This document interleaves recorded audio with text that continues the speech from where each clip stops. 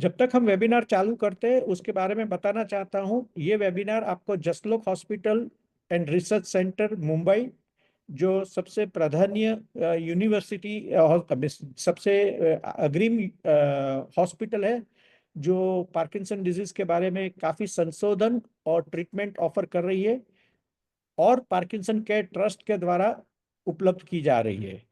मैं खुद डॉक्टर परेश दोषी हूँ। मैं डायरेक्टर ऑफ न्यूरोसर्जरी हूँ। और एक आपको जानकर खुशी होगी कि देश का सर्वप्रथम मूवमेंट डिसऑर्डर क्लिनिक जसलोक में चालू किया गया था, आज से ऑलमोस्ट 30 साल पहले।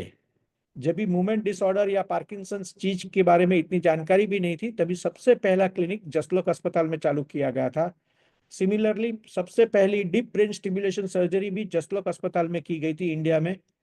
तो ये अस्पताल काफी अग्रिम है, now not only for treatment but also for providing advanced research in the field of Parkinson disease.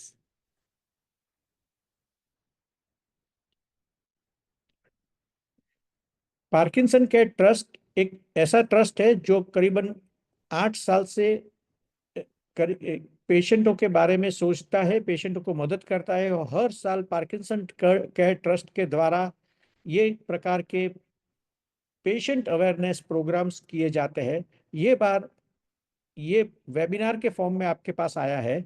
अगले महीने में जयपुर नेशनल यूनिवर्सिटी में पूरे राजस्थान को एड्रेस करके फिजिकल प्रोग्राम किया जाएगा, और काफी 2 पॉडकास्ट भी जसलोक अस्पताल में से आएंगे जो आपको और डिटेल्स ऑफ पार्किंसन डिजीज देंगे। तो हर साल ये चीजें हम आपके लिए लाते हैं। और आज के ये वेबिनार सीरीज का सबसे ज्यादा इम्पोर्टेंस ये है कि हम आपके पास कटिंग एज टेक्नोलॉजी बताना चाहेंगे, और जो एकदम लेटेस्ट मेडिकल और नॉन मेडिकल ट्रीटमेंट पार्किंसंस के लिए की जा सकती है वो बताना चाहेंगे। Now Asmita, we can start.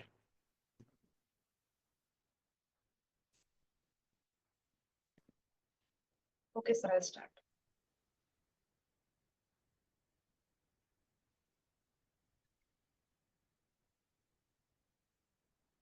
Good evening, everyone. It is my pleasure to introduce Dr. Doshi.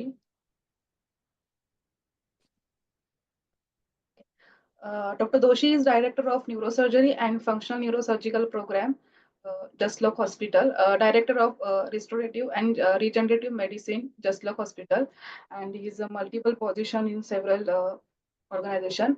He is the President of the Neuromodulation Society, Secretary of the World Society of Stereotic and Functional Neurosurgery, and he is a, also past President of ISSF and Board Member of INS ASASFN and member of the International Task Force for the Psychiatric Disorder.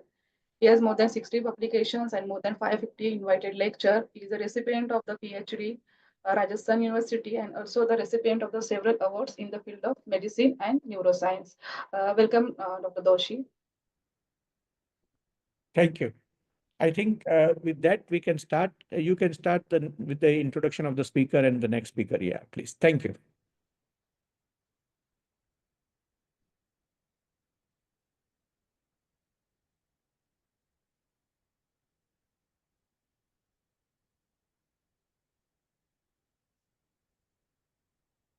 So second, the first speaker is Dr. Aparna Budakar. She is a consultant anesthesiologist at Jasnal Hospital and Research Center, Mumbai. She has a several achievements. She is a consultant anesthesiologist with 27 years of experience, AHA accredited BLS and ACLS instructor. She organized and co-organized multiple medical conference and CMEs and workshop also. She is a certified uh, ornithologist and faculty of art of living. She leads stress management sessions and healthcare professional and in the Navy and patients with the cancer and Parkinson disease. Next is Dr. Sarah. She is a movement disorder specialist at Department of Neurology at Grenoble University, France. She has several achievements, expertise in functional surgery for movement disorders since 2013, member of the DBS team in Grenoble in France, a leading center of DBS for Parkinson's disease and movement disorder, dedicated to improve DBS outcomes and new neuromodulation strategies. Over to Dr. Aparna. Good evening, everyone. First of all, thank you, Dr. Paridoshi, for inviting me for this session. बहुत अच्छा लगता है मुझे session conduct करने में। Last 5 साल से मैं सर के साथ बहुत सारे वेबिनार्स और ऑफलाइन सेशन ले चुकी हूँ। तो आज हम बात करने वाले हैं कि कैसे हम पार्किंसन डिजीज का प्रोग्रेस स्लो डाउन कर सकते हैं। एंड एक गुड न्यूज है कि हम स्लो डाउन कर सकते हैं। तो एक पॉजिटिव नोट के साथ हम ये आज का वेबिनार चालू करते हैं। तो पार्किंसन डिजीज क्या है? एक न्यूरो डिजेनरेटिव डिसऑर्डर है जिसमें ब्रेन में डोपामिन लेवल कम होता है एंड उसके वजह से बहुत सारे परेशानियां होती है, जैसे ट्रेमर्स आना, चलने में थोड़ी दिक्कत होनी या रिजिडिटी आना। इसको मोटर सिम्टम्स बोलते हैं। वैसे ही नॉन मोटर सिम्टम्स आते हैं, जैसे नींद नहीं लगना या नींद लगती है तो बार बार उठना, इंसोम्निया है, या मूड थोड़ा लो रहना, या सोचने में दिक्कत होना, मेमोरी लॉस होना, या डिसीजन मेकिंग में थोड़ी कठिनाई होना, एंजाइटी होना या स्ट्रेस होना, ये सब पार्किंसन के सिम्टम्स है। तो ट्रेडिशनली हम लोग सालों साल पार्किंसन डिजीज को एक मेडिकल मैनेजमेंट से ट्रीट करते आए हैं। ऐसी दवा देते हैं पेशेंट को जिससे वो डोपामिन लेवल बढ़ता है और सिम्टम्स मैनेज होते हैं। बट आज हम डिस्कस करने वाले हैं, क्या हम लोग पार्किंसन डिजीज का progress, yes it is a progressive disorder, क्या हम उसको स्लो कर सकते हैं? तो मैं बताती हूँ कैसे कर सकते हैं। तो फर्स्ट पहला थिंग है इस डाइट। डाइट आपको लगेगा ये क्या बताना, ये तो नॉर्मल है, बट ये सच है कि नॉट ओनली पार्किंसन डिजीज, हर एक डिजीज में आप क्या खाते हैं बहुत इंपॉर्टेंट है। तो आपका खाना संतुलित होना चाहिए और सात्विक होना चाहिए। सात्विक यानी क्या? जो फ्रेशली कुक्ड मील है, जो घर में बनाया हुआ है, and ideally you should be eating your food within 6 to 8 hour after the preparation. दूसरा, फ्रूट्स है, वेजिटेबल्स है, गुड फैट है जैसे नट्स है, good amount of protein and good hydration. So सात्विक और संतुलित आहार। दूसरी क्या चीज है? दूसरा रिकमेंडेड थेरेपी है या रिकमेंडेशन है एक्सरसाइज। एंड मैं खुद एक एक्सरसाइज जो सबको रिकमेंड करती है वो डांस है, बिकॉज एरोबिक एक्सरसाइज। और हम लोगों ने अंडर गाइडेंस ऑफ डॉक्टर दोषी एक बहुत अच्छा स्टडी किया, I present in couple of minute, कि कैसे डांस से progress of Parkinson disease slow होता है। Basically dance helps with the balance and coordination, and also जब हम डांस करते हैं तो अपना मूड तो अपने आप ही अच्छा होता है, तो मूड एलिवेशन होता है, एक कॉन्फिडेंस बढ़ता है। तीसरा है थेरेपी, वो है म्यूजिक थेरेपी। गाना सुनना है, गाना गाना है। तो जब हम म्यूजिक गाते हैं, रिदमिक एक लय में गाते हैं, उस लय से पार्किंसन पेशेंट का गेट चलना जो स्लो हो जाता है उसमें थोड़ा सुधार आ जाता है। अगेन लाइक अ डांस, एक मूड एलिवेशन होता है, एक कॉन्फिडेंस आता है, स्ट्रेस कम होता है और एंजाइटी कम होती है। और लास्ट है ध्यान या मेडिटेशन। मैं खुद एक मेडिटेटर हूँ and regularly meditation session conduct करती हूँ। तो मुझे एक हमेशा कंप्लेन आता है कि मैं डांस कर सकती हूँ, मैं म्यूजिक गा सकती हूँ, मेडिटेशन, बट मेडिटेशन मैं नहीं कर पाती हूँ। तो मेडिटेशन मैं बोलती हूँ एक सिंपल है, एक बहुत आसान तरीका है। क्या करना है? सिर्फ बैठना है खुद के साथ, आंख बंद करके, और अपना ध्यान अपने सांस की तरफ लेके जाना है। तो मैं क्यों मेडिटेशन रेकमेंड करती हूँ? क्योंकि ऐसा देखा गया है कि पार्किंसन डिजीज में स्ट्रेस एंड एंजाइटी होता है because of tremors and rigidity, confidence चला जाता है, इसलिए एंजाइटी बढ़ती है। और जब एंजाइटी और स्ट्रेस बढ़ता है तो मोटर सिम्टम्स भी बढ़ने लगते हैं। तो इन दोनों चीजों में एक कड़ी है, एक विशियस साइकिल है। तो मेडिटेशन करना बहुत जरूरी है। तो अब मैं आपको एक स्टडी दिखाऊंगी जो हम लोगों ने जस्ट लोक हॉस्पिटल में कंडक्ट की थी। So let me just share the slide, hang on.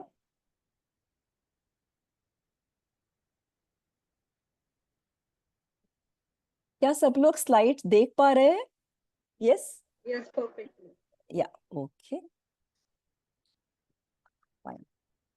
तो again under guidance of Dr. Doshi, we did this study on dance music therapy on Parkinson patient. तो हमारी जो स्टडी थी उसका प्राइमरी ऑब्जेक्टिव ये था कि क्या डांस म्यूजिक मेडिटेशन से प्रोग्रेशन ऑफ पार्किंसन डिजीज पे कुछ इम्पैक्ट आता है, क्या वो स्लो डाउन होता है। दूसरा ऑब्जेक्टिव था हमारे स्टडी का कि क्या डांस म्यूजिक मेडिटेशन से कॉग्निशन, जैसे मैंने बोला थिंकिंग एबिलिटी या मेमोरी है, मूड है या बिहेवियर पे कुछ फर्क पड़ता है। तीसरा था क्या quality of life of care giver, जो पार्किंसन डिजीज के जो केयर गिवर है उनका क्वालिटी ऑफ लाइफ कुछ बदल होता है क्या। सो ये हमारे स्टडी का ऑब्जेक्टिव था। ये स्टडी 2023 में हम लोगों ने चालू की थी after taking approval from scientific committee and ethics committee of Jaslok hospital. तो ये single blinded longitudinal randomise control study थी जो हम लोगों ने 6 महीने की। उसमें 28 पार्टिसिपेंट थे। 28 पार्टिसिपेंट्स में से 13 पार्टिसिपेंट कंट्रोल ग्रुप में थे। कंट्रोल ग्रुप यानी क्या, जो उनको सिर्फ उनके जो मेडिसिन है वो कंटिन्यू किया था। और 15 participants were divided into 2 groups, dance and music with meditation. हम लोगों ने कौन से पेशेंट लिए थे, तो mild to moderate Parkinson disease patient को हम लोग इंक्लूजन क्राइटेरिया में ऐड किया था जो मुंबई के रेजिडेंट थे, क्योंकि ये सेशन में 3 बार, वीक में 3 बार हम लोग डांस म्यूजिक मेडिटेशन लेते थे। उसमें से एक सेशन जसलोक हॉस्पिटल में होता था, तो Mumbai resident were necessary. Third was physically able to take part in activities, because dance था तो वो भी एक क्राइटेरिया था कि क्या वो डांस कर पाएंगे।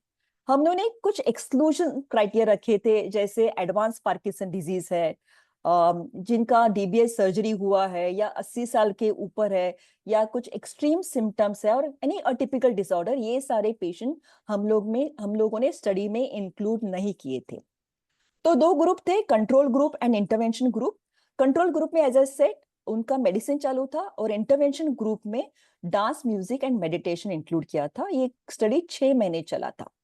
तो कैसे चलता था, 1 घंटे का क्लास ट्राइस अ वीक। 1 घंटे के क्लास में फर्स्ट 10 मिनट्स वर वार्म अप सेशन, जिसमें स्ट्रेचिंग है या कोऑर्डिनेटिंग एक्सरसाइज है। फॉर म्यूजिक के लिए वोकल एक्सरसाइज थे। Next 30 to 35 minutes main session था। तो 2 ग्रुप थे, डांस एंड म्यूजिक, तो डांस या म्यूजिक था। एंड थर्ड पार्ट था मेडिटेशन, जहां पे कंपल्सरी 15 मिनट्स गाइडेड मेडिटेशन था दोनों ग्रुप के लिए, जो मैं कंडक्ट करती थी। Again you can see here dance group and music group. Dance group with 10 minutes warm up, music group with 10 minutes vocal exercises. Dance group had a classical dance step and music were karaoke. And दोनों को 15 minutes guided meditation. तो ये study 6 महीने चला। मैं इसमें detail नहीं जाना चाहती हूँ। हम लोगों ने डिफरेंट टाइप्स के स्केल्स यूज किए, for example unified Parkinson disease rating scale and different scores to assess patients motor function, mood, balance and mobility, cognition, behavioural disorder and care giver impact. And हमारा conclusion ये था कि 100% statistically significant positive effects were there on the scores and all the scales. तो हम लोग ये conclude करते हैं कि जब भी patients dance music and meditation करते हैं over a period of time, the consistency is very important, over a period of time, तो डेफिनेटली उनके मोटर सिम्टम्स कम होते हैं, उनका क्वालिटी ऑफ लाइफ अच्छा होता है, उनके केयर गिवर का क्वालिटी ऑफ लाइफ अच्छा होता है, and definitely progression of disease is slowed down. So that was the conclusion of our study. Of course, there were some limitations like हमारा sample size थोड़ा छोटा था और study 6 महीने तक ही चला। अभी मैं बहुत इंटरेस्टिंग 2 वीडियो आपको दिखाने वाली हूँ कि आप देख सकते हैं कि कैसे हम लोगों ने डांस और म्यूजिक सेशन लिया। So thank you very much. Let me just stop sharing my PPT and we'll see the videos now. Thank you. Okay, over to you, Asmita. Okay, ma'am, I'll share your screen. Yes, I can share.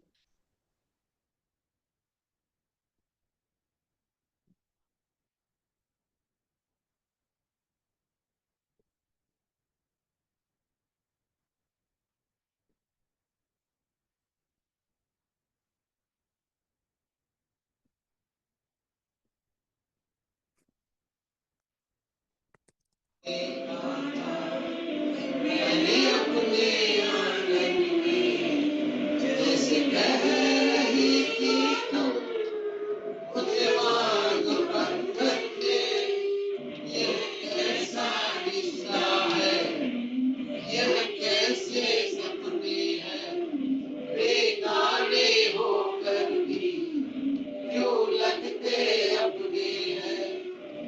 सोच में रहता हूँ, डर डर के रहता हूँ, पल पल दिल के पास रहती हूँ।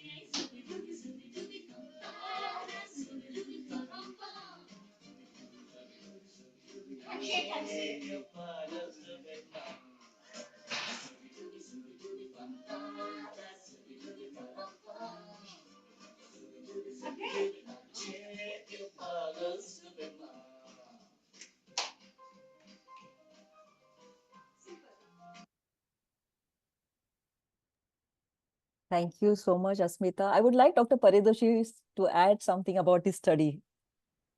या बहुत सारे लोग पूछते हैं कि मुझे पार्किंसंस डायग्नोस हो गया है, कोई ऐसा इलाज बताइए कि जिससे ये आगे नहीं बढ़े, और ये सबसे कॉमन आंसर है। और आज जो डॉक्टर अपर्णा ने आपको बताया, वो जो हमारे स्टडी के बारे में, वो मैं बोल सकता हूँ कि दुनिया में one of the first studies of this detail, इतनी डिटेल में ये सबसे पहला स्टडी हुआ है जिसमें ये डांस और म्यूजिक के द्वारा, हमने लिमिटेड नंबर ऑफ पेशेंट्स थे, फिर भी हम पता कर पाए कि इनका प्रोग्रेस कम हुआ है। और that is not only the importance is not only कि पेशेंट का प्रोग्रेस कम हुआ, बट उसके साथ हमने केयर टेकर जो डॉक्टर अपर्णा ने शुरू में बताया, उसमें भी बहुत, उनको भी बहुत आनंद मिला, और उनकी जो एंजाइटी लेवल है वो भी काफी कम हुई। तो मैं, जो भी ये प्रोग्राम सुन रहे हैं और देख रहे हैं, उनको मैं बताऊंगा कि आप, ये तो आनंद की बात है, डांस करना आपका अगर आपको पसंद है तो आनंद की बात है, म्यूजिक तो सबको पसंद है, बट इसको थेरापी की तरह कीजिए। 40 मिनट्स 45 मिनट्स कीजिए, not for 10 minutes then going away then coming back. Do it as a therapy. And second thing is do a guided meditation. Meditation के बहुत ही फायदे हैं, और वो पहली बार अपने भारतीय संस्कृति के हिसाब से, जो अगर ये हमको कुछ मिला है वारसे में अपने, तो ये यूज करना जरूरी है। I think we will continue to take questions, और मैं नेक्स्ट स्पीकर की तरफ जाऊंगा। Asmita, can you introduce doctor Sara please once again, and caller on the call, या एंड गोस्मिता, क्या आप कृपया डॉक्टर सारा का फिर से परिचय करवा सकती है होती और उन्हें कॉल पर बुला सकती है? हाँ, और सबसे पहले उनके आने से पहले मैं डॉ सारा मायोनी का धन्यवाद करना चाहूंगा, जो एक बहुत ही प्रतिष्ठित न्यूरोलॉजिस्ट हैं उस स्थान से जहां सबसे पहले डीबीएस किया गया था, और मेरे लिए धरती पर सबसे प्रिय स्थानों में से एक है जहां मैं डीबीएस सीखने गया था, और वह है ग्रेनोबल। और वह आज हमारे साथ फ्रांस से जुड़ने के लिए बहुत दयालु रही है। और अब आपके पास डॉ सारा।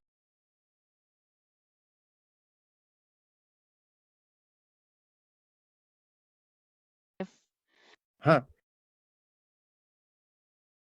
हाँ, धन्यवाद प्रोफेसर दोषी इस दयालु निमंत्रण के लिए, और मेरे लिए इस वेबिनार में आपके साथ जुड़ना बहुत खुशी की बात है। तो मुझे अपनी प्रस्तुति दिखाने दें।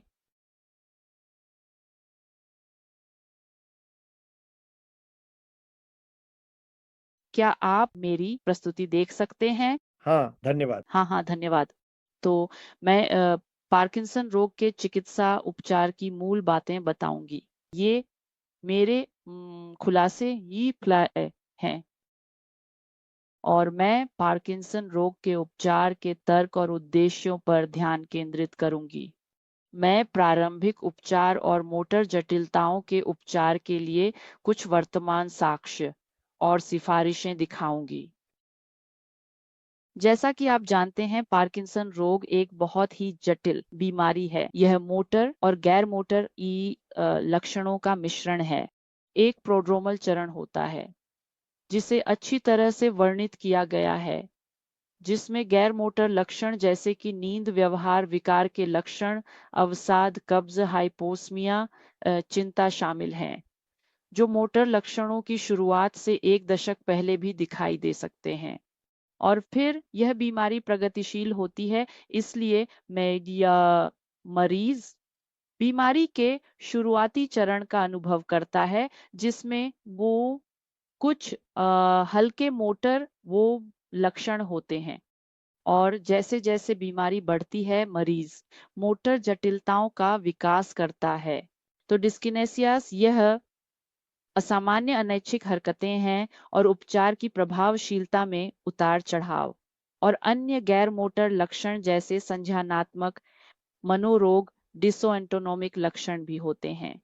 और जैसे जैसे बीमारी और आगे बढ़ती है, कुछ पोस्टुरल अस्थिरता और चाल विकार और अन्य अक्षीय लक्षण होते हैं जो डोपामिनर्जिक उपचार के स्तर पर प्रतिक्रिया नहीं करते। तो हाल ही में कुछ प्रसिद्ध न्यूरोलॉजिस्ट हैं जिन्होंने बीमारी की प्रस्तुति, डोपामिनर्जिक दवाओं के प्रति मोटर लक्षणों की प्रतिक्रिया और बीमारी की प्रगति के आधार पर कुछ अलग पीढ़ी उपप्रकारों का वर्णन किया है। तो उन्होंने हल्के मोटर प्रमुख पीढ़ी डी उप प्रकारों को परिभाषित किया है, जिसमें ये हल्के मोटर लक्षण होते हैं, डोपामिनर्जिक दवाओं के प्रति अच्छी प्रतिक्रिया होती है, बीमारी की प्रगति धीमी होती है और एक मध्यवर्ती फेनोटाइप और एक व्यापक घातक फेनोटाइप होता है जो डोपामिनर्जिक दवाओं के प्रति प्रतिरोधी होता है और बीमारी की प्रगति तेजी से होती है। तो ये आपको दिखाने के लिए है कि पार्किंसंस रोग के कई प्रकार होते हैं और इसलिए उपचार सभी मरीजों के लिए एक जैसा नहीं होता है। उभरती हुई अवधारणा यह है कि पार्किंसंस रोग के उपचार के लिए व्यक्तिगत चिकित्सा की ओर बढ़ा जाए, जो उप प्रकार पर आधारित हो, लेकिन साथ ही रोग के लक्षणों पर भी आधारित हो। इसलिए उपचार के लिए विभिन्न दृष्टिकोण हैं। कुल मिलाकर हम एक ऐसा उपचार करते हैं जो एकल मरीज पर आधारित होता है ताकि लाभ को अधिकतम किया जा सके। तो वर्तमान में पार्किंसंस रोग का उपचार लक्षणात्मक है। यह औषधीय और गैर औषधीय शल्य चिकित्सा, उदाहरण के लिए गहरे मस्तिष्क उत्तेजना के साथ हो सकता है। उदाहरण के लिए नैदानिक क्षेत्र में दाई बाई खमाई बी नैदानिक अनुसंधान क्षेत्र में सुरक्षात्मक, रोग संशोधित और पुनर्स्थापना उपचारों की खोज के लिए चल रहे परीक्षण हैं। लक्षणात्मक उपचार के उद्देश्यों में लक्षणों में सुधार करना, जटिलताओं को रोकना और देरी करना, मोटर और गैर मोटर जटिलताओं को रोकना और उनका उपचार करना शामिल है। मोटर लक्षणों के उपचार के लिए मुख्य चिकित्सा श्रेणियां डोपामिनर्जिक एजेंट हैं, जैसे कि लेवोडोपा एक डोपामिनर्जिक एगोनिस्ट आता है, और हमारे पास एंजाइमेटिक इनहिबिटर भी हैं जिन्हें कैटेचोल ओ मेथिल ट्रांसफरेज और MAO इनहिबिटर कहा जाता है। और हमारे पास गैर डोपामिनर्जिक एजेंट भी हैं, जैसे कि अमेंटाडीन और एंटीकोलिनर्जिक्स। तो मुख्य उपचार का तर्क यह लक्षणात्मक उपचार है, मरीजों के मस्तिष्क में डोपामाइन की कमी को पूरा करना है। लेवोडोपा या डोपामाइन या डोपामिनर्जिक एगोनिस्ट देकर और मरीजों के मस्तिष्क में डोपामाइन के स्तर को बढ़ाना है। तो हमारे पास डोपामिनर्जिक कमी को पूरा करने के लिए कई रणनीतियां हैं जो पार्किंसन रोग की विशेषता है। तो हम कर सकते हैं, हम मरीज को लेवोडोपा दे सकते हैं। लेवोडोपा रक्त से मस्तिष्क में मस्तिष्क बाधा रक्त मस्तिष्क बाधा के माध्यम से गुजरता है और डोपा डेकार्बोक्सिलेज द्वारा डोपामाइन में परिवर्तित हो जाता है और मस्तिष्क में डोपामाइन मुक्त होता है और इसलिए यह मेमिम डोपामिनर्जिक रिसेप्टर्स पर न्यूरॉन्स में अपने प्रभाव को प्रकट करने के लिए प्रभावी होने के लिए उत्तेजित कर सकता है और इसलिए हम लेवोडोपा को बढ़ा सकते हैं। उपलब्ध मस्तिष्क में उपलब्ध लेवोडोपा को डोपा डिकार्बोक्सिलेज के अवरोधक के साथ सहयोग के साथ। तो मस्तिष्क में डोपामाइन के स्तर को बढ़ाने के लिए हम लेवोडोपा को भी बढ़ा सकते हैं। बॉडी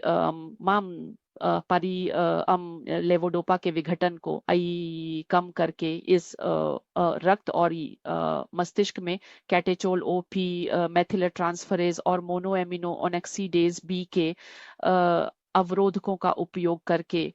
तो हमारे पास कई लक्ष्य उपलब्ध हैं लक्षणात्मक फार्माकोलॉजिकल उपचार के लिए मस्तिष्क में उपलब्ध लेवोडोपा और डोपामाइन को बढ़ाने के लिए। लेवोडोपा और लेवोडोपा का मौखिक रूप पार्किंसन रोग के मोटर लक्षणों के लिए मुख्य उपचार है। हमारे पास लेवोडोपा के लिए कई रूप उपलब्ध हैं।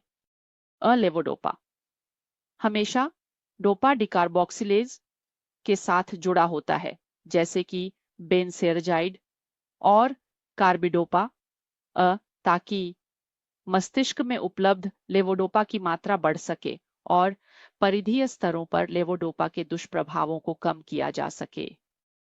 हमारे पास त्वरित रिलीज लेवोडोपा या विस्तारित रिलीज है। हमारे पास आंतों के जेल में भी रूप उपलब्ध है।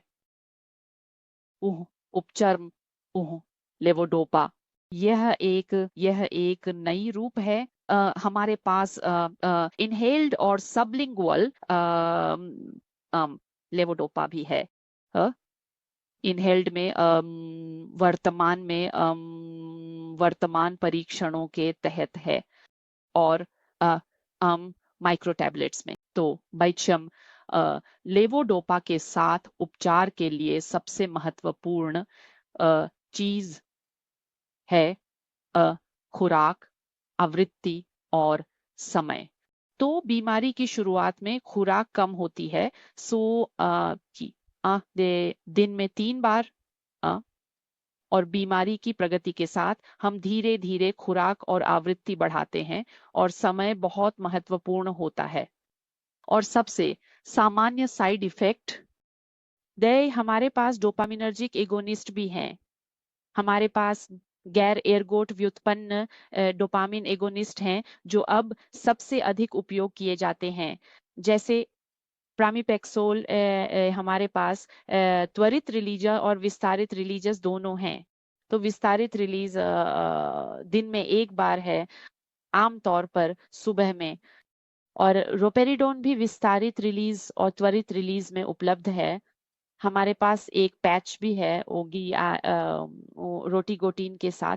तो यह डोपामिनर्जिक एगोनिस्ट की सबक्यूटेनियस डिलीवरी है और एपोमोर्फिन जो सबक्यूटेनियस इंजेक्शन में उपलब्ध है, sublingual and inhaled formulation clinical trials में है। सबसे प्रभावी सामान्य साइड इफेक्ट्स में मतली, ऑर्थोस्टेटिक हाइपोटेंशन जैसे कि लेवोडोपा के लिए चक्कर आना, नींद आना, साथ ही कब्ज और आवेग नियंत्रण विकार शामिल हैं, जो डोपामिनर्जिक एगोनिस्ट्स में लेवोडोपा की तुलना में अधिक सामान्य हैं। और रोटिगोटिन पैच कुछ साइट रिएक्शन की कुछ त्वचा एलर्जी प्रतिक्रिया भी दे सकता है। अन्य श्रेणियां तो MAOB के अवरोधक हमारे पास हैं 3 मुख्य अवरोधक। सेलेगिलीन हम इसे दिन में 2 बार देते हैं, रासागिलीन दिन में 1 बार, और सेफिनामाइड भी है जिसमें चैनल ब्लॉकिंग के कुछ गुण भी होते हैं। और हमारे पास एंजाइमेटिक अवरोधकों की अन्य श्रेणियां हैं जैसे कि QMT अवरोधक, एंटाकापोन, टोलकापोन और सबसे हालिया ओपिकापोन जो लेवोडोपा में जोड़े जाते हैं। और सबसे सामान्य दुष्प्रभाव हैं मतली हाइपोस्टेटिक, ऑनर्थोस्टेटिक हाइपोटेंशन, अनिद्रा और कुछ दस्त। और अन्य गैर डोपामिनर्जिक दवाएं हैं अमेंटाडीन जिसमें हमारे पास त्वरित रिलीज और विस्तारित रिलीज है जिसके सबसे सामान्य दुष्प्रभाव हैं पैर की सूजन, सूखा मुंह, मतिभ्रम और एंटीकोलिनर्जिक्स जो चक्कर आना, सूखा मुंह, भ्रम और मतिभ्रम पैदा कर सकते हैं विशेष रूप से बुजुर्ग मरीजों में। तो मैं आपको एक अच्छा अध्ययन दिखाना चाहता हूं जो डोपामिनर्जिक एगोनिस्ट्स थाइन और मोनोअमाइन ऑक्सीडेज बी इनहिबिटर्स की दीर्घकालिक भी ही प्रभावशीलता के बारे में है जो लेवोडोपा की तुलना में है। और यह अध्ययन दिखाता है कि बायटाई लेवोडोपा के पास मोटर लाभ है जो डोपामिनर्जिक एगोनिस्ट या मोनोअमाइन ऑक्सीडेज बी के इनहिबिटर्स की तुलना में ये शुरुआती चरण में श्रेष्ठ है।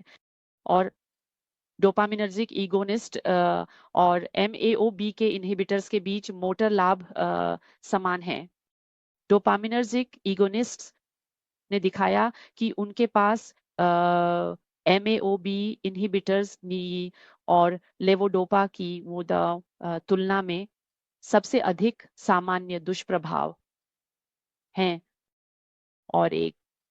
और अच्छा paper American academy of neurology के प्रैक्टिस गाइडलाइन सारांश के बारे में है जो फिर से दिखाता है कि लेवोडोपा के पास शुरुआती पार्किंसन रोग में डोपामिनर्जिक एगोनिस्ट की तुलना में श्रेष्ठ मोटर लाभ है। डोपामिनर्जिक एगोनिस्ट के विभिन्न फॉर्मुलेशन ने समान मोटर लाभ दिखाया और वास्तव में लेवोडोपा के विभिन्न फॉर्मुलेशन या लेवोडोपा और एंटाकापोन के संयोजन के बीच मोटर लाभ में कोई अंतर नहीं है। और लेवोडोपा के लिए सबसे सामान्य दुष्प्रभाव डिस्किनेसियास हैं, इसलिए लेवोडोपा डोपामिनर्जिक एगोनिस्ट की तुलना में अधिक बार असामान्य गतियों के रूप में डिस्किनेसियास देता है। इसके विपरीत डोपामिनर्जिक एगोनिस्ट अधिक बार कुछ आवेग नियंत्रण विकार देते हैं, इसलिए लेवोडोपा की तुलना में व्यवहारिक विकारों के दुष्प्रभाव अधिक होते हैं। सबसे बड़ा सबसे बड़ा डोपामिनर्जिक उपचार की सबसे बड़ी समस्या है मोटर उतार चढ़ाव। रोग की प्रगति के साथ मरीज ने मोटर उतार चढ़ाव दिखाया और मोटर भी उतार चढ़ाव डोपामिनर्जिक उपचार के कारण द्वितीयक रूप से यह रोग की शुरुआत में लगभग 5 वर्षों के दौरान मरीजों को लेवोडोपा का अच्छा प्रतिक्रिया मिलता है और प्रतिक्रिया स्थिर रहती है, समय पर अच्छी तरह से बनी रहती है। इसीलिए मरीज एक अच्छी जीवन गुणवत्ता का अनुभव करते हैं। रोग की प्रगति के साथ असंभव है कि मरीज विकसित हो, माफ करें, कुछ शोर है। रोग की प्रगति के साथ मरीज मोटर उतार चढ़ाव का अनुभव करता है जो मौखिक लेवोडोपा के सेवन से संबंधित होते हैं। तो जिसे पहनने का अंत कहा जाता है, तो मोटर लाभ में कमी, जो दिन में कई बार होती है, और रोग की प्रगति के साथ मरीज सभी पहनने के अंत अवधि का अनुभव करता है। डिस्किनेसियास के साथ शुरुआत में उतार चढ़ाव पूर्वानुमानित होते हैं, इसलिए लेवोडोपा के सेवन से जुड़े होते हैं, लेकिन रोग की प्रगति के साथ यह मोटर उतार चढ़ाव अधिक से अधिक अप्रत्याशित हो जाता है। डिस्किनेसियास के साथ अधिक से अधिक परेशान करता है। तो मरीज एक बहुत जीवन की गुणवत्ता में या गिरावट का अनुभव करता है। ये मोटर उतार चढ़ाव क्यों होते हैं? ये लेवोडोपा प्लाज्मा उतार चढ़ाव के द्वितीयक होते हैं। तो लेवोडोपा का प्लाज्मा आधा जीवन छोटा होता है। कुछ आंतों के मुद्दे भी होते हैं, क्योंकि गैस्ट्रोपेरेसिस के कारण दवा के आंतों के अवशोषण में बाधा होती है। बढ़ा हुआ प्लूरल ट्रांसपोर्ट समय और प्रतिस्पर्धी पोषण अमीनो एसिड। तो यह मोटर उतार चढ़ाव के कारणों में से एक है। मस्तिष्क में डोपामिनर्जिक हानि की प्रगति के साथ तो यह एक चित्रण है, यह दिखाने के लिए कि जब मरीज अपनी मौखिक लेवोडोपा लेता है तो उसे मोटर लाभ होता है, और फिर रक्त में लेवोडोपा के स्तर में कमी के साथ मरीज को लाभ की हानि का अनुभव होता है। और इसलिए नस यह दिन में कई बार दोहराया जाता है। और मस्तिष्क में हमारे पास एक उत्तेजना होती है, जो धड़कन जैसी होती है। यह अब एक स्वस्थ व्यक्ति में एक शारीरिक कार्य की तरह निरंतर नहीं है, और इस कारण से मोटर जटिलताओं का बढ़ा हुआ जोखिम होता है। तो उपचार का तर्क अधिक उन्नत चरणों के लिए है कि एक निरंतर डोपामिनर्जिक रिलीज दी जाए, ताकि न्यूरोनल सिनेप्सिस में संचार में एक अधिक सामान्य उत्तेजना हो सके। तो इस मोटर उतार चढ़ाव का इलाज करने का सामान्य सिद्धांत, दिन में इस मोटर उतार चढ़ाव से बचने के लिए सबसे अच्छी संभव निरंतर डोपामिनर्जिक उत्तेजना प्रदान करना है। और तो हम इसे कैसे कर सकते हैं? मौखिक डोपामिनर्जिक दवा के समायोजन द्वारा, ताकि लेवोडोपा इनबैन को छोटे अंतराल पर दिया जा सके। डोपामिन मेटाबॉलिज्म के अवरोधकों को जोड़ने के लिए MAOB अवरोधक या लंबे समय तक प्रभावी डोपामिन एगोनिस्ट को पेश करने के लिए। और पहला कदम है पुरानी पंप प्रणाली के माध्यम से दवा का संचारण शुरू करें, जैसे कि सामान्य लेवोडोपा कार्बिडोपा संचारण। और अब हमारे पास एंटाकापोन के साथ भी संबंध है। संचारण यह उपचर्म एपोमोर्फिन संचारण और उपचर्म एक नई लेवोडोपा संरचना का संचारण है, जो स्कार्डिडोपा के लिए पहली लेवोडोपा है। तो यह पीढ़ी के लिए आमतौर पर उपयोग किए जाने वाले उपकरण सहायता प्राप्त उपचार हैं, उन्नत मोटर जटिलताओं के उपचार के लिए, जो वास्तव में निरंतर उपचर्म एपोमोर्फिन का संचारण है। लेवोडोपा का आंतों में संचारण, लेवोडोपा कार्बिडोपा या एंटाकापोन का आंतों के स्तर पर संचारण, और गहरी मस्तिष्क उत्तेजना, जो पार्किंसन रोग के उन्नत चरण का शल्य चिकित्सा उपचार है। यह आपको दिखाने के लिए है कि हर चिकित्सा श्रेणी के लिए पार्किंसन रोग के उपचार के लिए विशिष्ट संकेत और नैदानिक अनुप्रयोग होते हैं।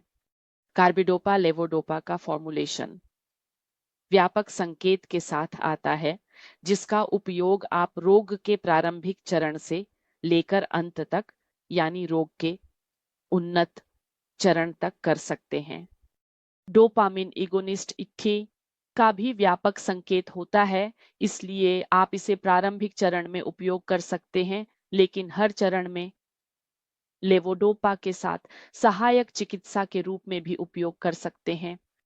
माओबी इनहिबिटर का उपयोग आप लेवोडोपा के साथ जोड़ने के लिए कर सकते हैं, तो या रोग की शुरुआत में अकेले भी कर सकते हैं।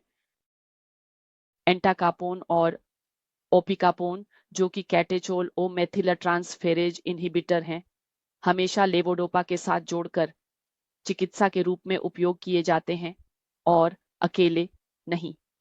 एंटीकोलिनर्जिक एजेंट मुख्य रूप से पार्किंसन रोग के कंपन फेनोटाइप के लिए हम इसे लेवोडोपा में जोड़ते हैं और अमेंटाडीन का उपयोग डैम्पनिंग डिस्काइनेसियस के लिए करते हैं। भले ही यह ऑफ लेबल उपयोग हो, लेकिन इसका फॉर्मुलेशन विस्तारित रिलीज हम इसे मोटर फ्लक्चुएशन और ह्यूमन डिस्काइनेसियस के लिए लेवोडोपा में जोड़ सकते हैं। और यह एक सामान्य एल्गोरिदम है जिसका उपयोग हम रोग के चरण के आधार पर मोटर फ्लक्चुएशन का इलाज करने के लिए कर सकते हैं। तो शुरुआत में भी जब रोगी को हल्के मोटर लक्षण होते हैं, हम MAO इनहिबिटर्स या मेओबीमूम डोपामाइन एगोनिस्ट अकेले या ट्रेमर के लिए एंटीकोलिनर्जिक एजेंट्स या लेवोडोपा के साथ शुरू कर सकते हैं। और जैसे जैसे रोग बढ़ता है, हम लेवोडोपा में डोपामिन एगोनिस्ट कोएमटी इनहिबिटर्स जोड़ सकते हैं। हम SDN सबथैलेमिक डीप ब्रेन स्टिमुलेशन के बारे में भी सोच सकते हैं और मोटर फ्लक्चुएशन का इलाज करने के लिए लेवोडोपा को विभाजित कर सकते हैं। और रोग के अधिक उन्नत चरण में 3 मुख्य रणनीतियां हैं जो मैंने आपको दिखाई, जैसे कि DBS एपोमोर्फिन लेवोडोपा पंप या आंतों में लेवोडोपा का perfusion.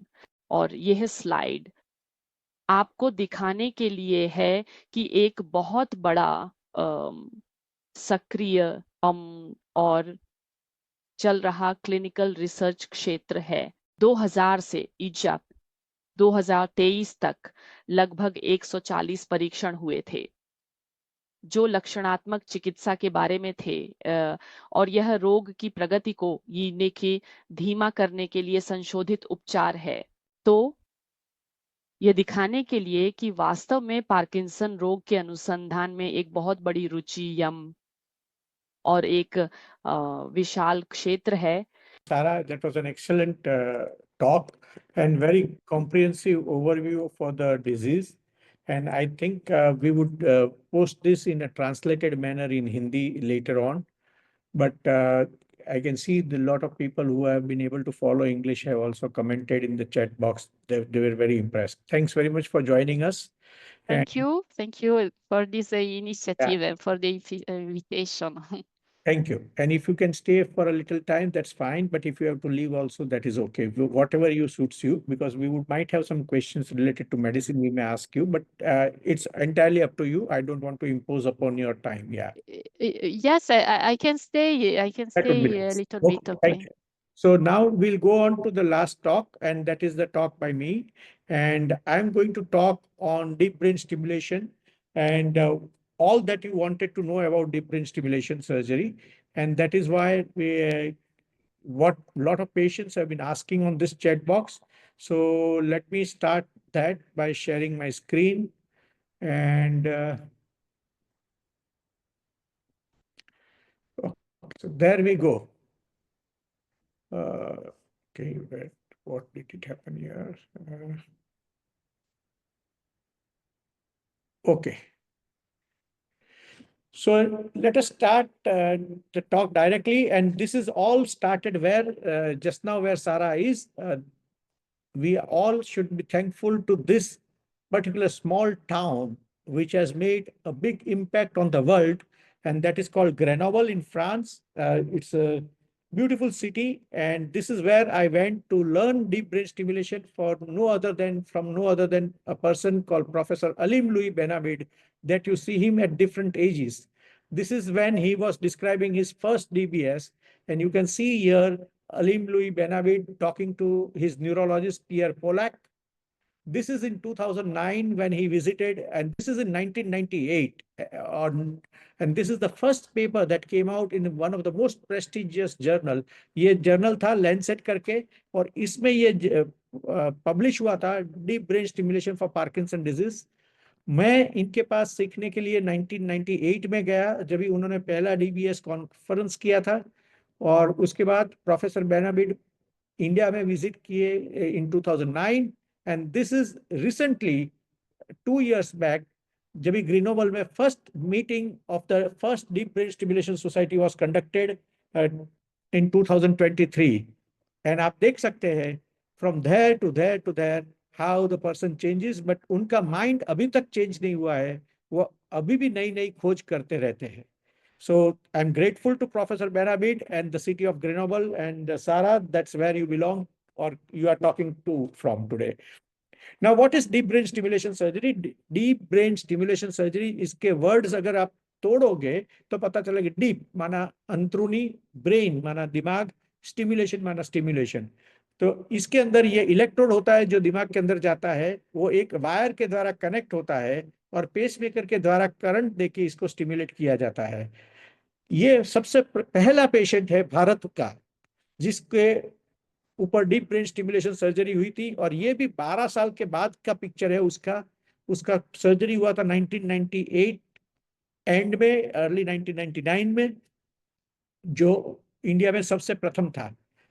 Let us talk about the timeline, ये कैसे डेवलप हुआ. जैसे मैंने बताया, सबसे पहले 1992 में प्रोफेसर बेनाबिड ने ही बताया था कि डीप ब्रेन स्टिमुलेशन ट्रेमर के लिए किया जा सकता है. डीप ब्रेन स्टिमुलेशन पहला सर्जरी भारत में 1998 में हुआ, और आप लोगों को जान के खुशी होगी कि यूएसए में भी इसका एफडीए अप्रूवल 2002 में हुआ. उसके पहले ये सर्जरी ऑलरेडी भारत में हो चुका था, और ये सर्जरी कहीं और नहीं बट जसलोक अस्पताल में ही हुआ था. और उसके बाद इसकी तरक्की और आगे की कुछ चलती रही, और जैसे जैसे वक्त बढ़ता गया, नया नया टेक्नोलॉजी इंडिया में जो वर्ल्ड में आता था, वो सबसे पहले इंट्रोड्यूस इधर होता था. फर्स्ट वर्साइज पेसमेकर, जीविया पेसमेकर, परसेप्ट पीसी, सब चीजें, ये डिफरेंट एडवांस टेक्नोलॉजिकल चीजें हैं डीप ब्रेन स्टिमुलेशन की, ये सब अपने यहाँ इंट्रोड्यूस हुई थी.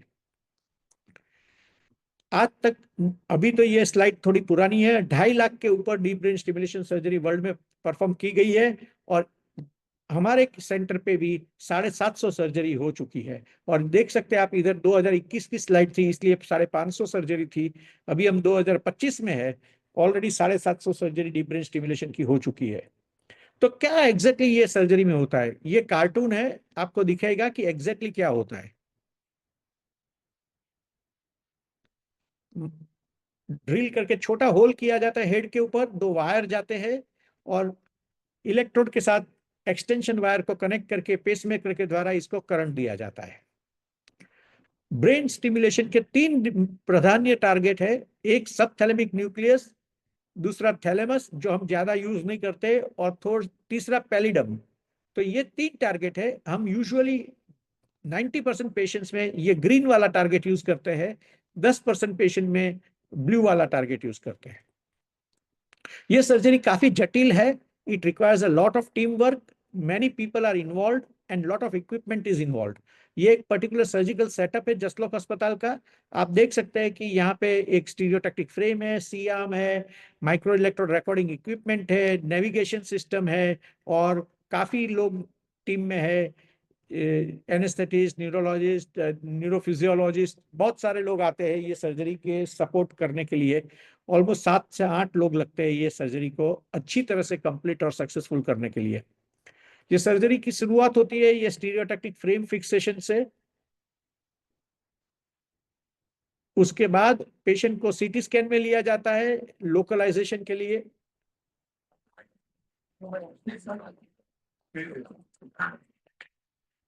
ये एक जीपीएस की जैसा है, ये मगज का जीपीएस हम सेटअप कर रहे हैं, और ये जीपीएस के द्वारा मगज में कहाँ जाना है वो पता चलेगा। एक बार हम उधर पहुंचने के लिए तैयार हो जाते हैं तो हम पतला वायर इसके अंदर इंट्रोड्यूस करते हैं।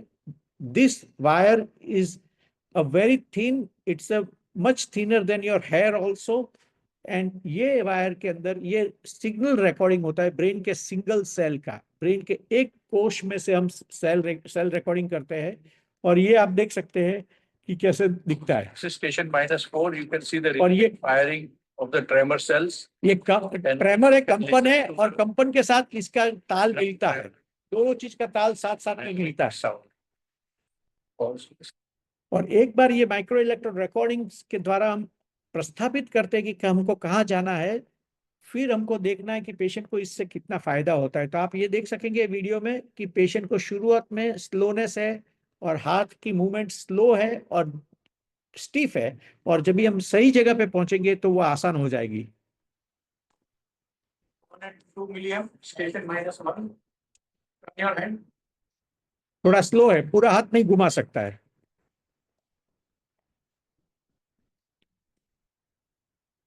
आप देख सकते हैं कि थोड़ा रिजिड भी है, स्टिफ है। 30% improvement in rigidity, 20 to 30% improvement in. देखो अभी एकदम फ्री हो गया है।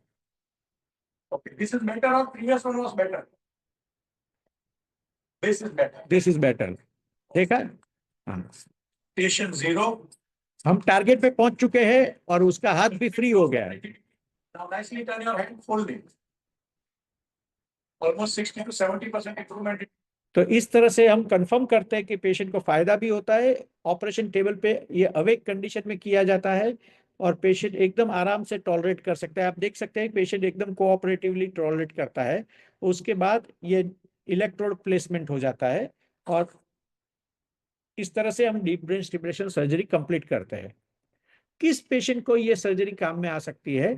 कॉमनली ये लोग हम सोचते हैं तो ये disease duration of 5 years, motor fluctuation, कभी दवाई का असर होना, कभी दवाई का असर नहीं होना, कभी दवाई का असर 2 घंटा चलना है, कभी दवाई का असर 4 घंटा चलना है, इसको ऑन ऑफ फ्लक्चुएशन बोलते हैं। Side effect of medicine, dyskinesia, dancing movement, दर्द क्या, दवाई का असर चले जाने पे डिस्टोनिया और पेन होना या अनकंट्रोल्ड ट्रेमर। अगर ये सब चीजें आपको समझ में नहीं आती है तो कोई दिक्कत नहीं है, एक सिंपल स्टेटमेंट मैं देता हूं, उससे आपको भी पता चल जाएगा कि आपको या पेशेंट को सर्जरी की जरूरत है कि नहीं। When the symptoms cannot be adequately control, जब भी आपको दवाई से अच्छा कंट्रोल नहीं मिलता है और आपका कंट्रोल साफ नहीं होता है, आपको चाहिए इतनी आराम नहीं मिलती है पेशेंट को, तो ये सर्जरी के बारे में सोच सकता है। सर्जरी से कितना फायदा होता है, ये एडवांस स्टेज में पेशेंट है उसको कितना फायदा है देखिए आप। चलो चलो चलो एक स्टेप चलिए. वो 2 कदम भी नहीं चल सकते हैं। Just ऑपरेशन के stand. पहले का वीडियो है। leave her. She will be able to stand. I'll ask her to hold that chair na there. Chair पकड़ी. चलो. आशा मैं मुश्किल से 2 कदम भी नहीं चल सकते थे। ये सेम पेशेंट है, आपको देख के भी अचंभा होगा कि ये सेम पेशेंट है, आप मानेंगे भी नहीं, but believe me this is the same patient. ये डीप ब्रेन स्टिमुलेशन सर्जरी का जादू है।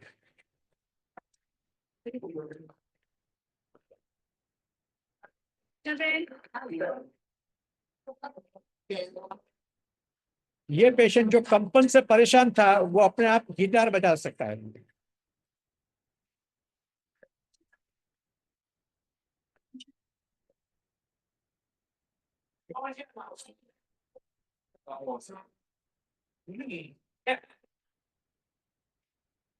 ये आदमी ने अपने जीवन में 10 साल के बाद गिटार पहली बार बजाया। ये पार्किंसन से कंपन से परेशान था और तकलीफ थी, वो ऑपरेशन के बाद पहली बार वो अच्छे से गिटार बजा पाया।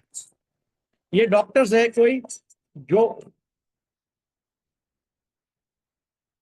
ये डीबीएस के बाद ये दोनों डॉक्टर अपने कार्य में वापस जा सके हैं, और एक गायनेकोलॉजिस्ट है और एक सर्जन है, दोनों अपने आप ऑपरेशन कर लेते हैं।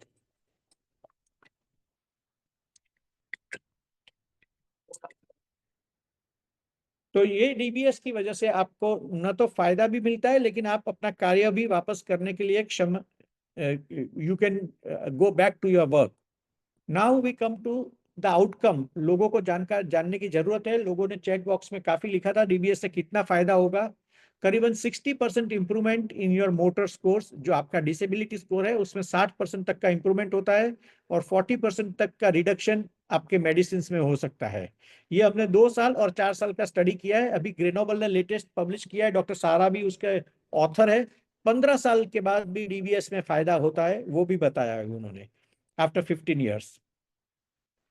So the next question is, I had this question in the chat box, and मैंने ये already presentation में लिखा था।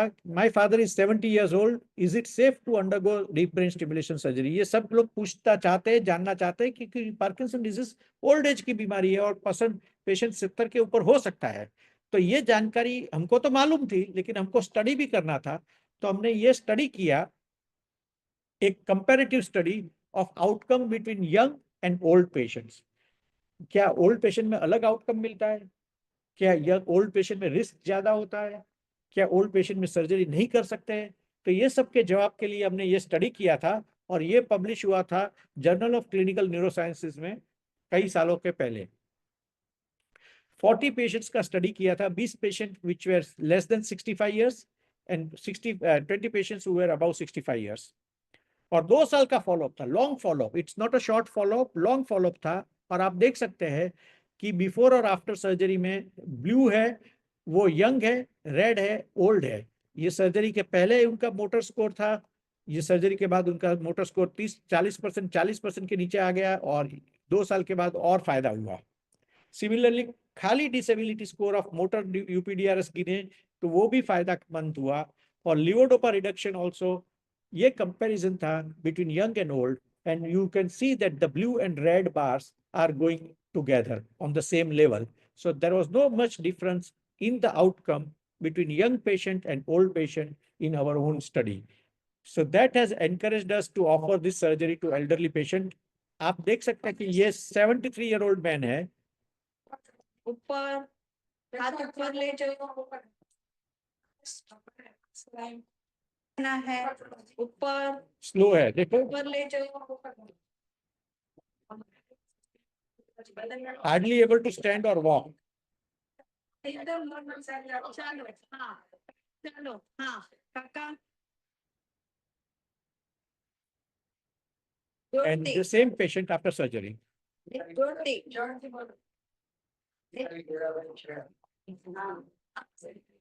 बीजो आती करो, बीजो आती करो, मुट्ठी खोल बंद करो, मुट्ठी खोल बंद करो।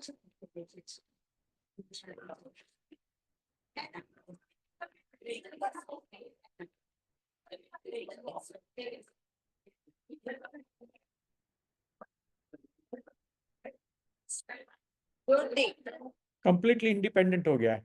And the last part of the talk, I will talk about surgery safety, because ये भी questions chat box में थे, और मैंने ये अपने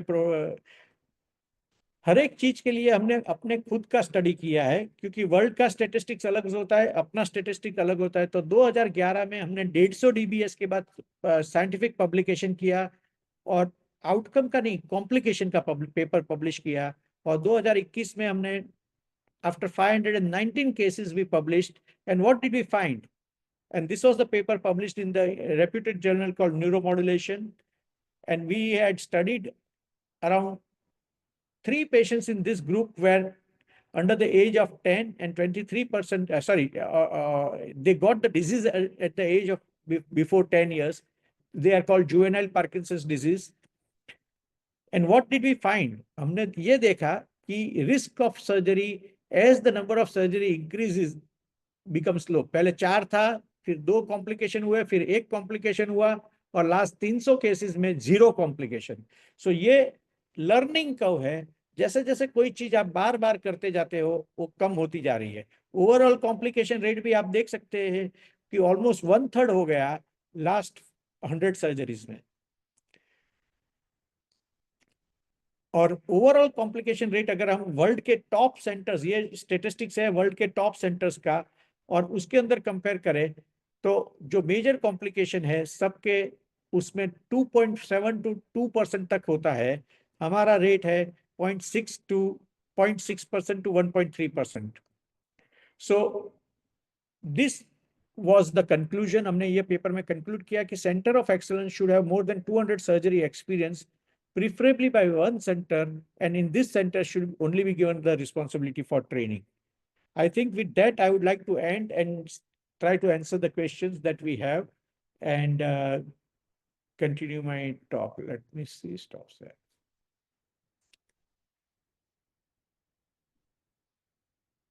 Okay, so I think we can start answering some of the questions. काफी questions आए हैं, मैंने थोड़े questions answer भी कर दिए हैं। So let me see what I can answer. इधर क्वेश्चन आंसर से चालू करता हूँ। Is it operated on PSP patients? Very rarely we have done some surgeries for PSP patients में, बट अगर पीएसपी पेशेंट अगर चल सकता है तो ऑफर कर सकते हैं। पीएसपी पेशेंट में बार बार पूछा है how effective is it for deep brain stimulation surgery? More or less काफी इफेक्टिव रहती है, और मोस्ट ऑफ द टाइम जब तक आदमी जीता है तब तक कुछ ना कुछ करके उसका फायदा मिलता ही रहता है। Can you please? Injection thiamine की भूमिका? डॉ सारा कोई पूछ रहा है क्या इंजेक्शन थायमिन 100 मिलीग्राम सप्ताह में 2 बार की कोई भूमिका है? किसका इंजेक्शन? मैं थायमिन B6 हमने इसे कवर किया। नहीं। पार्किंसन रोग में मोटर लक्षणों के उपचार के लिए नहीं। इसके बारे में कोई प्रमाण नहीं है। आवश्यक कंपकंपी और पार्किंसन की कंपकंपी के बीच अंतर कैसे करें? ठीक है जी। आवश्यक कंपकंपी को मोइन मुद्रा और क्रिया कंपकंपी द्वारा पहचाना जाता है। यह पार्किंसोनियन कंपकंपी से अलग है जो आराम की स्थिति में होती है। तो मरीज पार्किंसन रोग में कंपकंपी करता है जब वह आराम की स्थिति में होता है, जैसे बैठना या बिस्तर में लेटना। ठीक है, लेकिन आवश्यक कंपकंपी में मरीज के अंगों का उपयोग करते समय कंपकंपी होती है। उदाहरण के लिए पीने के लिए, अपने हाथों का उपयोग करने के लिए। वास्तव में जब वह अपने हाथों को हिलाता है तो उसे कंपकंपी होती है। तो ये एक अलग प्रकार की कंपकंपी है। और आवश्यक कंपकंपी में कंपकंपी द्विपक्षीय होती है, आमतौर पर द्विपक्षीय। पार्किंसन रोग में ये असम्मित होती है। तो शरीर में मेरा मतलब है कंपकंपी सबसे अधिक संकीर्ण किसी एक तरफ होती है, तो ये असम्मित है। और आवश्यक कंपकंपी शराब के सेवन पर प्रतिक्रिया करती है। माफ करें, यह शराब के सेवन से सुधरता है। यह पार्किंसन रोग के मामले में नहीं होता है, उदाहरण के लिए। और एक और बात, पार्किंसन रोग में अन्य लक्षण यह भी होते हैं, जैसे ब्रैडिकिनेसिया, तो मोटर हानि और कठोरता, जो आवश्यक कंपकंपी में अनुपस्थित होती है। हाँ, धन्यवाद। तो कोई एक मरीज 43 साल का है और आपकी माँ 43 साल की है और 17 साल से पार्किंसन से पीड़ित है। यदि वह चिकित्सकीय रूप से फिट है तो हम डीबीएस के बारे में सोच सकते हैं। लेकिन it has to be evaluated very carefully. Okay,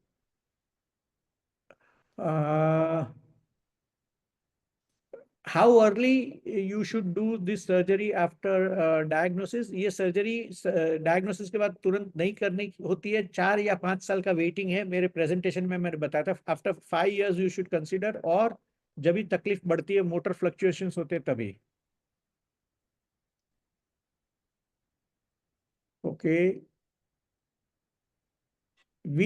someone has asked, you mean to say you don't operate on patients 70 and above? No, on the contrary, अगर पेशेंट फिट है, if the patient is fit, he can be offered surgery above 70 years. I showed you that. Parkinson's curable नहीं है, but अच्छा control कर सकते हैं. Risk associated with DBS I have already discussed in my presentation. Cost individual है, आप मेरी hospital को contact कर सकते हैं, but Jaslok Hospital is running a special program just now for supporting deep brain stimulation surgery. अगर आप deep brain stimulation surgery के बारे में सोच रहे हैं, तो 10 तारीख के पहले जसलोक अस्पताल में मेरी ऑफिस का कांटेक्ट कीजिए, तो मैं आपको जसलोक हॉस्पिटल के द्वारा जो फायदा मिल सकता है वो आपको करा सकता हूँ. काफी फायदेमंद, कॉस्ट बेनिफिट 10 तारीख तक, because of the world Parkinson day, Jaslok is offering good amount of discount for the deep brain stimulation surgery, so you should take the benefit. Cost काफी लोगों ने पूछा है, लेकिन कॉस्ट इंडिविजुअल है, कॉस्ट के बारे में डायरेक्ट डिस्कशन होगा. The effect of surgery is lifelong. As I said, मेरा जो पहला पेशेंट है, हमने तीन दिन पहले ही एक पेशेंट को 18 साल पहले ऑपरेट किया था, 18 years back, and that patient pacemaker we replace recently. अगर ये पेशेंट को फायदा नहीं होता था तो वो अपना पेसमेकर बदली नहीं कराता था. So I think we have answered many questions. Some of the questions we will have noted it down and we will answer them individually, or we will put the entire answer on the group. Karina, can you share the link or something for the Parkinson Care Trust or a Google form? How do they get in touch with Parkinson Care Trust to become a member so that they can be updated on this? Or will you send them a Google form on the WhatsApp later on? Sir, I can send them the Google form on the WhatsApp later on. So all members who are on the group, please note down that you will get a form link to be filled up on the Google form. And I think you should all become a member of Parkinson Care Trust. The moment you become the member, you will have access to all this information, and ये सब के questions का answer भी उधर मिल जाएगा. हम लोगों ने ये वेबिनार जानबूझ के 1-1.25 घंटे का रखा है ताकि पार्किंसंस के पेशेंट्स आराम से देख सके और कॉन्सेंट्रेट कर सके. और ये काफी इंटेंस वेबिनार होता है, so that we want to pass on the right message.